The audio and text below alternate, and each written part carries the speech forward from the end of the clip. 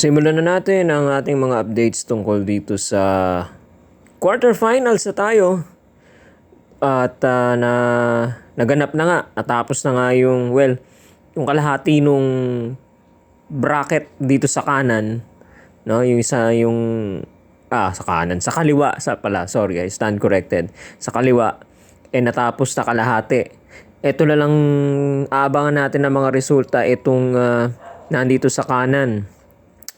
Okay? So, simulan na natin ang mga updates natin dito sa playoffs, PBA playoffs, specifically sa quarterfinals. Bago po yan, bago natin natingnan yung yung sa kabilang bracket, tingnan muna natin yung mga naging resulta ng mga laro do sa left side na bracket. Nanalo po ang San Miguel Beermen over the NLEX Road Warriors 101-94. Pasok na po ang San Miguel Beermen sa semifinals at hihintay na lang nila yung mananalo doon sa Converge Barangay Ginebra game, at sila ay magsasalpukan, magkikita sa semifinals. Pero itong unang laro ng San Miguel Beermen ay naipanalo nila laban sa NLEX Road Warriors 101-94. Best player of the game, walang iba kundi si Junmar Fajardo. 26 points, 23 rebounds, 6 assists, 11 out of 18 from the field. Yan. Alam nyo itong larong ito, nauna pang noong first quarter, una pang lumamang. Akala ko nung nanonood ako, mukhang tagilidan San Miguel dito sa NLEX, Kaya lang hinabol nila, Hinabol ng San Miguel, ng starters at saka ng bench players itong lamang ng NLEX. Kaya naman nanalo sila. Tingnan nyo naman ang laro ni Junmar, double-double. 26 points, 23 rebounds. Grabe, At ito ang bagong facet, Bagong bagong lasa sa offer na pagkain ni Junmar Fajardo, yung assist niya. Magaling na siyang pumasa ngayon, Nagiging asset na niya sa statistics itong assist, Kaya gumaganda lalo ang laro. Okay? So, second game naman tayo. Nanalo naman ng Barangay Ginebra dyan over the Converge Fiber Xers 105-85, 20 ang lamang. Okay?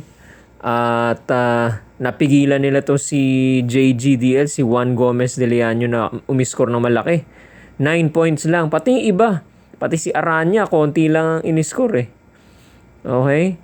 Talaga napigilan nila yung mga scorers nila ng Converge, At pumutok naman sa puntusan itong best player ng Barangay Ginebra, si RJ Abarientos.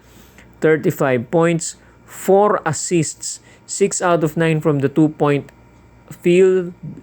At sa 3-point field naman ay 6 out of 8. Okay? 35 points. Wow. Alright. Medyo nagkaroon ng kontrobersya rito bago pa matapos yung laro. Kayo nga, ano ba sa tingin nyo mga kababayan na nanonood ngayon, nakikinig? Ako wala akong makita masyadong malakas na panunulak ni Archie Concepcion para sumakit yung dibdib niya ng ganon. Flop siguro para sa akin. Okay, umarte siya. Ewan ko bakit kailangan pa mag-flop dahil patapos na yung laro. Okay? Yan. Parang nasagi lang ng konti. Wala namang masyado Ako at pinanood ko yung replay. Wala akong nakitang masyadong malakas na tulak. Okay? Kayo mga kababayan, ang assessment ninyo? Flop ba yun o legit na talaga nasaktan siya? Okay? Yan. Nonetheless, isa pang laro para dito sa pares na ito. Okay? At sa linggo yata yan, kung di ako nagkakamali. Kasi Sabado, Linggo. Yan. Sa linggo siguro to. Okay. Schedule natin. Bukas. Sabado. Well, ngayon na yon technically. Ngayon na yon technically. First game, Rain or Shine, Meralco Bolts. Second game, Magnolia versus TNT. Rematch. Okay? Yan. So parang parang virtual best of 3 itong TNT Magnolia no? So parang do sa first meeting nila nakaisa na ang TNT. Pag nanalo pa ulit ang TNT ngayon, pasok na sila sa semifinals. Pag nanalo Chicken Templados, isa pa. Parang best of 3, no? Okay. So abangan natin 'yan. Mga laro na 'yan ngayong araw na ito. Sa Smart Araneta Coliseum po 'yan, mga kabayan. Tingnan nga natin kailan yung second game ng Hinebra tsaka Hinebra tsaka Converge. Ayan ang second game, linggo, December 28. Okay, wala na yung NLEX San Miguel. So itong December 28 Sunday, hindi po 5:15 yan ha, 7:30 dahil nakalagay dito sa ibaba sa note. Ito po Ayan. If there will be only one game on December 28 and 29, tip-off is at 7:30. So wala na tong NLEX San Miguel. Ito na lang natitira. Hindi 5:15, 7:30 po yan. 7:30. Linggo. Tapos pagka meron pang matitira dun sa December 27 na laro, yung mamaya, okay, pag mayroon pang matira dyan na isang laro, sa Lunes, December 29. Ayan. Okay.